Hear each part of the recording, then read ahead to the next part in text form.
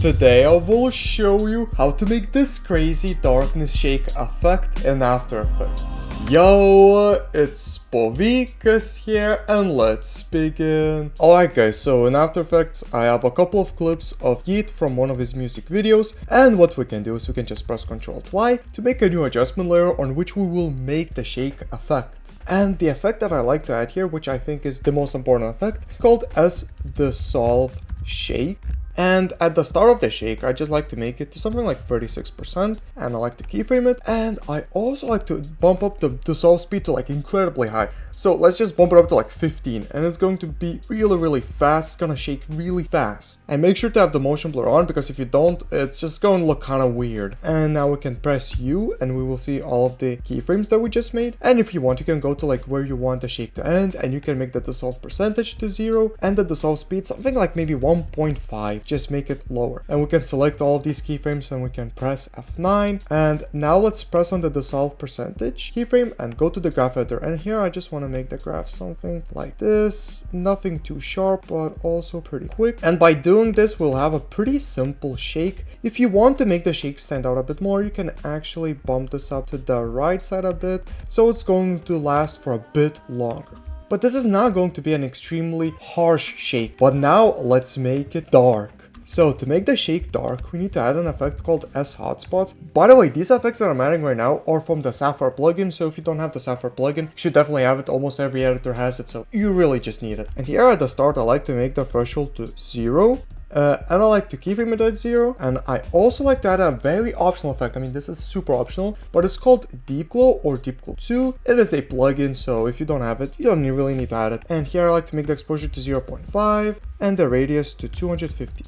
I just like how it gives off this exposure at the start, and it will later on give us some glow. But if you don't have this plugin, then instead you could add something like exposure and just bump up the exposure to like really high at the start and keyframe it, and then go one frame forward and make the exposure to 0. But if you do have deep glow, well, let's just keep it like this because this is way better. And also keyframe the radius at the start to 250 and the exposure to 0.50. And now what we can do is we can press U to see, or double press U actually, because we had already pressed U, and we will see that all of the keyframes we just made. And here I'm gonna move the threshold keyframe actually just one frame forward, and I'm gonna go one frame forward, and here I'm gonna make the threshold to 0.71, so it's going to make it very dark. And here we can also change the deep glow 2 exposure to maybe just like 1, so it's going to expose more in this part. But for at the start we can, for example, make it to just 0, and we can also keyframe the radius to 250 right here. And let's go one frame forward, and here we can make the radius to maybe like 1000, so it's gonna pop out the glow like way more. And go one frame forward again, and here make the radius to like 180. What we're doing is like we're manually adding a bit of a flicker. Just look how it's flickering right now. Just looks kind of cool.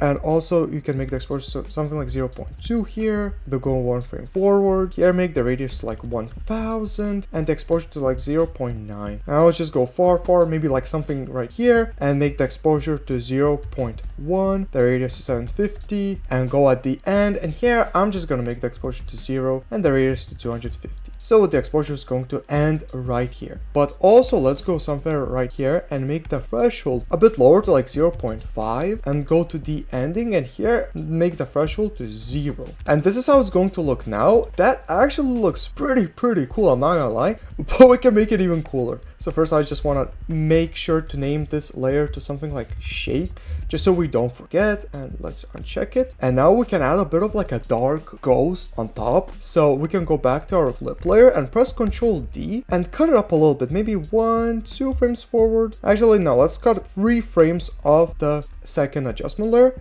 Let's call this one ghost, and here we can press S, and let's scale this up to like 129 and keyframe it at 129, but also press T and make the opacity to something like 70, so the ghost will be visible. I'll also keyframe the opacity at 70, and now let's go far somewhere like right here and make the opacity to like 10, and also let's go to the ending and make the opacity 0. By ending I mean where the shake actually ends. I also can press U, and we will also see the scale keyframe that we made. So let's go to the ending where the shake ends. Shake can end whatever you want, by the way, and I'm gonna make the scale to like 180. And this is how the effect looks now. Really cool. I mean, if you did want, you could make the intensity of this dissolve shake way higher and it's going to hit harder. But if you want to make it look even crazier and hit way harder, we can do that way quicker. So I have built up a really cool system for this.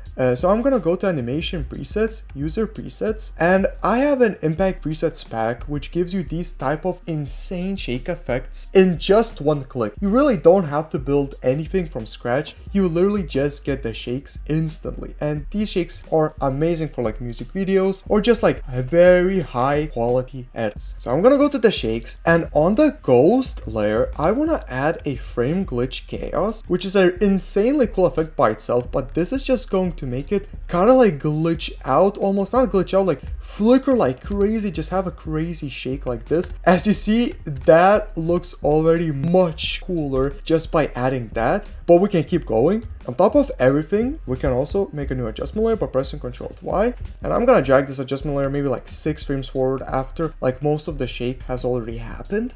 Here I'm gonna add another type of like a shake or a distortion. So I like to add chroma distortions on these shakes. And guys, this is the effect you will get. It actually looks ridiculous. You get this like also RGB look. And if you don't like these like parts popping out at the top, you can go on top of everything and make a new adjustment layer and add transform. Just make the scale to something like 108, so it just scales past it all. You can also press Ctrl Y, and if you really wanted to hit harder, you can add a flash shake, which is like a super intense shake effect. And I actually like to add the flash shake below the actual shake we made, like the darkness shake. And this is how it's going to look. That looks absolutely insane, and all of this in just a drag and drop. I mean, I absolutely love using these presets. They're super quick and very efficient. But yeah guys, I'll have the impact presets linked in the description, and I'll also have my all packs bundle linked in the description, which includes the impact presets plus all of my packs right now and all of my future packs as well, which makes this easily the best deal I've ever had on my website by far. But anyways guys, have a great day. See ya.